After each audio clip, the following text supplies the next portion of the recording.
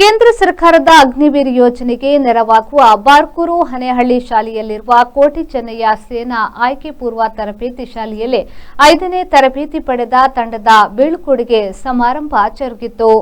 ಕಾರ್ಯಕ್ರಮದಲ್ಲಿ ಮುಖ್ಯ ಅತಿಥಿಯಾಗಿ ಆಗಮಿಸಿದ್ದ ಬಾರ್ಕೂರು ವಿದ್ಯಾಭಿವರ್ಧನೆ ಸಂಘದ ಕಾರ್ಯದರ್ಶಿ ಅಶೋಕ್ ಕುಮಾರ್ ಶೆಟ್ಟಿಯವರು ಮಾತನಾಡಿ, ಹಿಂದಿನ ತಲೆಮಾರಿನವರು ಲಕ್ಷಾಂತರ ಜನರ ತ್ಯಾಗ ಬಲಿದಾನದಿಂದ ದೇಶಕ್ಕೆ ಸ್ವಾತಂತ್ರ್ಯ ತಂದುಕೊಟ್ಟಿರುವುದನ್ನು ಉಳಿಸಿಕೊಳ್ಳುವಲ್ಲಿ ಸೇನೆಯ ಜೊತೆ ಸಾರ್ವಜನಿಕರ ದೇಶಪ್ರೇಮ ಅಗತ್ಯವಾಗಿದೆ ಎಂದರು. ಪ್ರಧಾನಮಂತ್ರಿ ಹೇಳಿದಂತ ವಿಷಯ ಗೊತ್ತು ನಿಮಗೆ, ಜೈ ಜವಾನ್ ಜೈ ಕಿಸಾನ್ ಅಂತ. ಮೊದಲು ಜವಾನ್, ನಂತರ ಕಿಸಾನ್. ನಮ್ಮ ದೇಶ ರಕ್ಷಣೆ ಮಾಡಿದ್ರೆ ಮಾತ್ರ ನಾವಿಲ್ಲಿ ಏನಾದರೂ ಮಾಡ್ಲಿಕ್ಕೆ ಸಾಧ್ಯ ಇದೆ. ನಿಮ್ಮ ನಿಷ್ಠೆ ನಾನು ನೋಡ್ತಾ ಇದ್ದೇನೆ ಆಗಿಂದ. ನೀವು ಇವತ್ತಿಷ್ಟು ಶ್ರಮ ವಹಿಸಿದ್ರು ಕೂಡ ನಿಮ್ಗಿರುವ ಕಾನ್ಸಂಟ್ರೇಷನ್, ನಿಮ್ಮ ಕಣ್ಣಲ್ಲಿ ಏನಿದೆ ಅಂದ್ರೆ ಕೇಂದ್ರೀಕರಿಸಿದ್ದೀರಿ ನೀವು ವೇದಿಕೆ ಕಡೆ.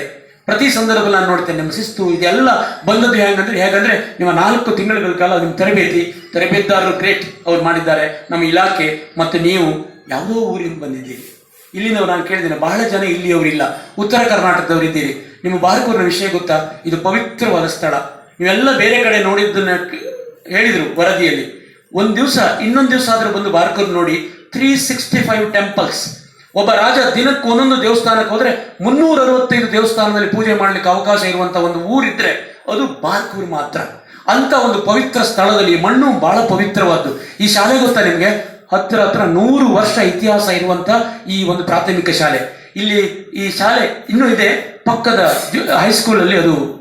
ಇದೇ ಸಂದರ್ಭದಲ್ಲಿ 4 ತಿಂಗಳ ಸೇನಾ ಆಯ್ಕೆ ಪೂರ್ವ ತರಬೇತಿ ಪಡೆದ 100 ಮಂದಿಗೆ ಪ್ರಮಾಣ ಪತ್ರವನ್ನು ವಿತರಿಸಲಾಯಿತು. ವಿದ್ಯಾರ್ಥಿಗಳು ನಿರ್ಮಿಸಿದ ಬಸ್ ತಂಗುದಾಣವನ್ನು ಹಿಂದುಳಿದ ವರ್ಗಗಳ ಕಲ್ಯಾಣ ಇಲಾಖೆಯ ಉಡುಪಿ ಜಿಲ್ಲಾಧಿಕಾರಿ ಹಾಕಪ್ಪ ಲವಾಣಿಯವರು ಉದ್ಘಾಟಿಸಿದರು. ಈ ಸಂದರ್ಭದಲ್ಲಿ ನಿಲಯ ಪಾಲಕಿ ಶುಭಾ, ಮುಖ್ಯ ತರಬೇತುದಾರ ಸುಬೇದಾರ್ ಜನಾರ್ದನ್, ಹನೇಹಳ್ಳಿ ಗ್ರಾಮ ಪಂಚಾಯತ್ ಅಧ್ಯಕ್ಷೆ ಮಲ್ಲಿಕಾ ಪೂಜಾರಿ, ಹವಲ್ದಾರ್ ಮಹಂತೇಶ್, ಲ್ಯಾನ್ಸ್ ನಾಯಕ್ ಕೃಷ್ಣಪ್ಪ, ಶಿಕ್ಷಕರಾದ ವಿವೇಕಾಮತ್, ಭವ್ಯ, ವೀಣಾ ಉಪಸ್ಥಿತರಿದ್ದರು. ಬ್ಯೂರೋ ರಿಪೋರ್ಟ್, ವಿ4 ನ್ಯೂಸ್, ಬ್ರಹ್ಮಾವರ.